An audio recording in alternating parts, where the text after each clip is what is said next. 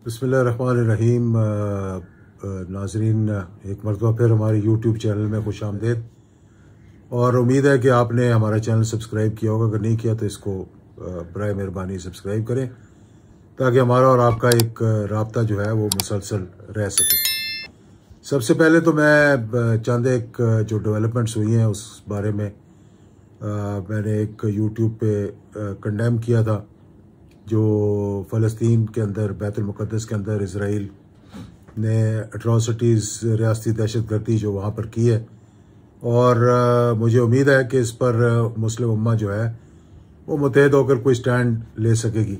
अल्लाह ताला इन सब को तौफीक अता फरमाए कि अपने से बाहर निकलें, क्योंकि इन्होंने कुछ मुल्कों के हालात तो बड़े करीब से देखें, लेकिन इंसान को एहसास नहीं होता जब तक उस पर खुद ना आन पड़े। अफ़गानिस्तान के हालात हमारे सामने हैं, इराक़ के हालात हमारे सामने हैं, लिबिया के हालात हमारे सामने हैं, सीरिया के हालात हमारे सामने हैं और यमन के हालात हमारे सामने हैं। इन तमाम मामलात में एक दूसरे से जो कुर्बत नहीं रही, उस वजह से ये हालात पैदा हुए हैं, क्योंकि कोई प्लेटफॉर्म नहीं था जिस पे मुस्लिम उम्मा इकट्ठी हो सकती। कोई OIC नहीं थी, अगर थी भी तो मुतहरक नहीं थी। और साथ साथ ही कोई अरब लीग बन गई, इसी तरह मैं पहले भी इसका जिक्र कर चुका हूँ, और GCC बन गई, और हर किसी ने अपने अपने मुफादात को देखना शुरू कर दिया। यहाँ तक कि कहीं ना कहीं हर किसी के अंदर कोई ना कोई ख़राबी जो है वो होती रही है। तो मौजूदा सूरत हाल में एक तो ये, दूसरा अफ़गानिस्तान के अंदर जो हाल ही में बच्चियों के स्कूल के ऊपर हमला हुआ है, हम उसे भी बड़ा सीरियसली कंडेम करते हैं, क्योंकि हम तो इससे गुजर चुके हैं। APS का जो APS पे हमला हुआ था और सारी दहशतगर्दी के ख़िलाफ़ जंग ही उसके बाद हमने शुरू की। और वो मौका था जब और सारे स्टेक होल्डर्स पाकिस्तान के अंदर एक प्लेटफॉर्म पर इकट्ठे हुए थे और फिर एक इनिशिएटिव लिया गया जो कामयाब हुआ। इसके बावजूद कि 80,000 के करीब लोग जो है वो शहीद हुए, और इसमें 7-8 हज़ार अफवाज पाकिस्तान के जर्नैल से लेकर सिपाही तक, जो कि ना 48 में, ना 65 में, ना 71 की जंग में इतने शहीद नहीं हुए हमारे जितने शहीद हुए। यहाँ तक कि GHQ के अंदर भी पहुँच गए वो लोग। तो हमने उससे एक सबक सीखा। अब अफ़गानिस्तान से क्योंकि अमेरिका की फ़ौज निकल रही है और अफ़गान हुकूमत ये चाह रही है कि अमेरिका की फ़ौज वहाँ पर रहे, तो इस वजह से कुछ चीज़ें ऐसी देखने में आएंगी, या पाकिस्तान के अफ़गानिस्तान के बॉर्डर पे या अफ़गानिस्तान के अंदर कुछ इस किस्म के वाक़यात सामने आएंगे जो कि दहशतगर्दी के हवाले से, जिसके पीछे मालूम नहीं कौन से अनासर हैं। कुछ तो ये हो सकता है कि वो सोच रहे हो कि अमेरिका जल्दी यहाँ से निकल जाए, कुछ ऐसे हैं जो ये सोच रहे होंगे कि इस किस्म के वाक़यात करवाएं ताकि अमेरिका यहाँ पर ठहर जाए कुछ अरसे के लिए, क्योंकि अमेरिका का वहाँ ठहरना का मतलब ये है कि काबुल की हुकूमत को सपोर्ट मिलती है। लेकिन तालिबान भी एक अज़म के साथ आगे चल रहे हैं। उन्होंने कुछ वादे मुआहदे किए इनके साथ बैठकर, कुछ कतर में, कुछ जर्मनी में, कुछ टर्की में, इन तमाम जगहों पे। तो वो भी चाहते हैं कि उनको इम्प्लीमेंट किया जाए, और बार बार ये कह चुके हैं कि अमेरिका जो है वो उनको इम्प्लीमेंट नहीं कर रहा। तो इस वजह से जो है वो मुआहदे के ऊपर जो है अमल दरामद बड़ा मुश्किल हो जाएगा। तो इस वजह से मैं चाह रहा था कि थोड़ी सी गुफ्तगू हो जाए। बहुत अच्छा हुआ हमारे चीफ ऑफ आर्मी स्टाफ, बरतानिया के आर्मी के चीफ, दोनों मिलकर वहाँ पर गए और उन्होंने हौसला अफजाई करवाई है काबुल की हुकूमत की।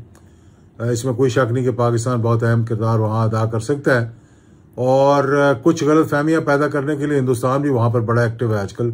रॉ बड़ी एक्टिव है वहाँ पर। वो एक मरतबा फिर पाकिस्तान पे इल्ज़ामात लगाने के लिए कि पाकिस्तान वहाँ पर मुलव्वस है। तो अगर चीफ ऑफ आर्मी स्टाफ वहाँ ना जाते तो ये गलत फहमियाँ आगे बढ़ जाती। अशरफ गनी साहब के भी बयानात बड़े मुतजाद आते रहे। पहले उन्होंने कहा कि पाकिस्तान को चाहिए कि वो सोच ले कि हमसे दुश्मनी चाहिए या दोस्ती चाहिए, और फिर कल उन्होंने बड़ा अच्छा बयान दे दिया कि पाकिस्तान के हमारे साथ बहुत अच्छे ताल्लुकात हैं और पाकिस्तान ने हमेशा हमारी मावनत की है, हमारी मदद की है, और पाकिस्तान चाहता भी है कि अफगानिस्तान के अंदर अमन कायम होगा तो पाकिस्तान के अंदर अमन कायम होगा। अगर अफगानिस्तान के अंदर अमन कायम होगा तो हमारे ये जो बॉर्डर एरियाज़ है, फाटा का जो जितना इलाका है इसमें अमन कायम होगा। और ख़ास तौर पर बलूचिस्तान के अंदर तो दो ही रास्ते आने के, एक अफगानिस्तान से एक ईरान से, तो वहाँ भी अमन कायम करने की ज़रूरत है।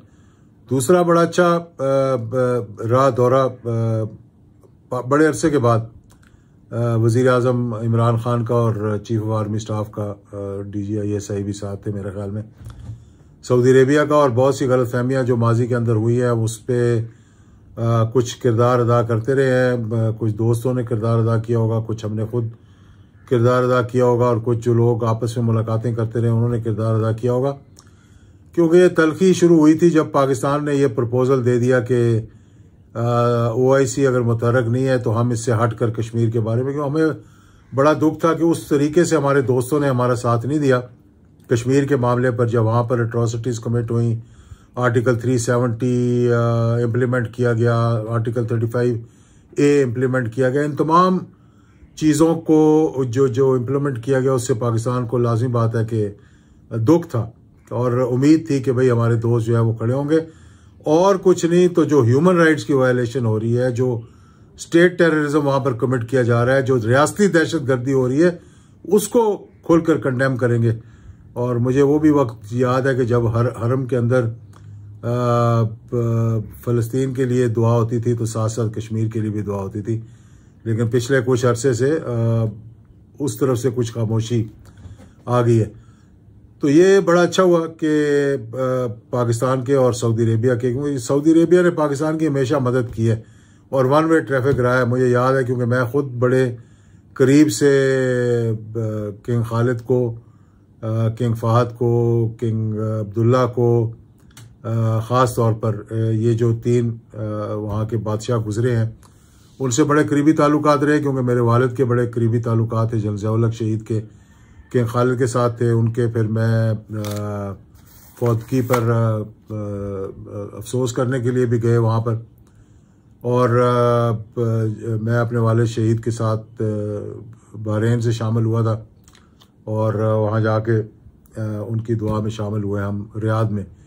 फिर किंग फहद के साथ बहुत अच्छे ताल्लुकात रहे, और पाकिस्तान ने जब भी सऊदी अरेबिया पे कोई मुश्किल वक्त आया, और ये जनरल ज़िया-उल-हक शहीद का ज़माना था जब पाकिस्तान ने कमिट किया कि हमारी फ़ौज जो है वो सऊदी अरेबिया जाएगी ट्रेनिंग पर्पसेस के लिए, और तबूक में और रियाद में और मक्का मुकरमा के करीब भी ट्रेनिंग देते रहे वहाँ पर। और हमारी कभी एक ब्रिगेड से ज़्यादा वहाँ पर रही, और अच्छे अच्छे ऑफिसर्स जो बाद में वाइस चीफ भी बने, जो अच्छे ओहदों पे पहुँचे वापस आने के बाद, वो उन्होंने वहाँ पर कमांड भी की है, और अच्छे अफसरों को चुन कर वहाँ भेजा जाता था ताकि पाकिस्तान का एक अच्छा ताल्लुक सऊदी अरेबिया के साथ पैदा हो, और उसका बड़े असरात हुए। और फिर उसके बाद देखा आपने कि हमारे साबिक chief of army staff general Raheel Sharif भी सऊदी अरेबिया गए कोलिशन की कमांड के हवाले से, लेकिन ज़्यादा उनका रोल जो है वो एडवाइजरी रोल ही है सऊदी अरेबिया के हवाले से। बाकी तो चंद एक ममालिक उसके अंदर शामिल हुए हैं। तो पाकिस्तान के लिए सबसे पहले तो ये कि हमें ये सोचना चाहिए कि हमारे सऊदी अरेबिया उन पहले मुल्कों में था जिन्होंने पाकिस्तान को तस्लीम किया, और जब भी पाकिस्तान पे मुश्किल वक्त आया, चाहे वो 65 की जंग में था, चाहे वो 71 की जंग में था, चाहे वो 1998 में धमाके के बाद था, क्योंकि कर्ज उतारो मुल्क संवारो के हवाले से मैं उन तमाम ममालिक में गया था, तो बड़े लोगों ने, पाकिस्तानियों ने तो दिल खोल कर अतियात दिए थे। उसके बाद में ये कुछ कंट्रोवर्सी उसके अंदर पैदा होगी जिसका मुझे इल्म नहीं है। लेकिन साथ साथ जब भी मुझे याद है कि जब पाकिस्तान ने ज़कात का निज़ाम इस्टेब्लिश किया था तो सबसे पहले सऊदी अरेबिया ने कोई $225 मिलियन मेरे ख्याल में उसके अंदर अतिया किए थे, ताकि वो ज़कात के हवाले से, ताकि यहाँ से ये मामला जो है वो चलता रहे। और जनरल ज़िया-उल-हक शहीद ने एक दौरा किया था सऊदी अरेबिया का, जहाँ पर वो बादशाह से मिले थे, और फिर ये उन्होंने कमिट किया कि हम पाकिस्तान की मदद करना चाहते हैं और पाकिस्तान के गरीब अवाम की मदद करना चाहते हैं। अब इससे 3-4 चीज़ें बड़ी अहम हैं। एक तो ये कि जो सिक्योरिटी के हवाले से बातचीत हुई है सऊदी अरेबिया के साथ, क्योंकि बीच में कुछ सऊदी भी डावाडोल हो गया था कि हमसे हटकर कुछ हिंदुस्तान की तरफ टिल्ट करने की कोशिश की जा रही थी, और वो मेरे ख्याल में एक ट्रंप का किरदार था उसके अंदर।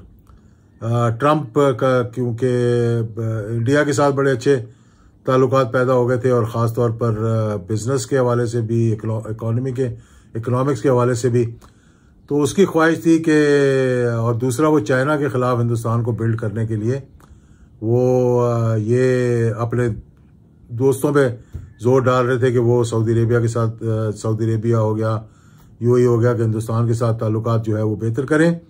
तो इसी हवाले से मोदी का भी एक दौरा हुआ जो हम सब ने देखा, यूएई का और सऊदी अरेबिया का, और बड़े अवार्ड्स वहाँ पे उनको दिए गए। बहरहाल चीफ ऑफ आर्मी स्टाफ जो है इंडिया का, कमांडर इन चीफ जो है आर्मी के, वो भी गए वहाँ पर। तो एक वक्त में ये आवाज़ निकलनी शुरू हुई थी कि शायद वो पाकिस्तान से हटकर सऊदी अरेबिया जो है वो हिंदुस्तान की फ़ौज को वहाँ बुलाए अपने सिक्योरिटी और ट्रेनिंग के लिए। लेकिन फिर उनको मेरे ख्याल ये एहसास पैदा हो गया कि जो जज्बा पाकिस्तानियों का है हरमैन शरीफैन के हवाले से, और सऊदी अरेबिया के साथ जो हमारे ताल्लुकात हैं प्यार और मोहब्बत के, उसमें जो एक किस्म के तलखी पैदा हुई थी, वो एक फिर गर्मजोशी में पैदा हो गई है। हमारे 10 लाख से ज़्यादा जो है वो लोग, अबाउट 1 मिलियन प्लस लोग जो है हमारे वहाँ पर काम कर रहे हैं, जॉब कर रहे हैं। वहाँ की जेलों में भी बहुत से पाकिस्तानी पड़े हुए हैं, और अब इस दफ़ा के दौरे से एक तो सिक्योरिटी के हवाले से ताल्लुकात बहुत बेहतर हो गए, और दूसरा इकॉनमी के हवाले से भी हमें उसमें फ़ायदा होगा कि कुछ मुआहदे साइन हुए हैं, बहुत बड़े तो नहीं है, लेकिन माजी में जो कमिटमेंट्स की हुई है अगर वही पूरी हो जाए तो मैं समझता हूँ बहुत अच्छा होगा। और जो पाकिस्तानियों को वहाँ पर सेकंड ग्रेड सिटीजन्स के, थर्ड ग्रेड सिटीजन्स के हवाले से ट्रीट किया जा रहा था, अब उसमें कुछ नरमी आएगी और जेलों से लोग रहा हो जाएंगे। तो ये मेरे ख्याल में both for Pakistan and Saudi Arabia एक विन विन सिचुएशन है, जिसमें कि क्रेडिट जो है वो फ़ौज पाकिस्तान को और हुकूमत पाकिस्तान को, वज़ीर-ए-आज़म पाकिस्तान को जाना चाहिए। और मुझे उम्मीद है कि आइंदा जज्बाती फैसले नहीं होंगे, इन ताल्लुकात को मज़ीद आगे लेके जाएंगे।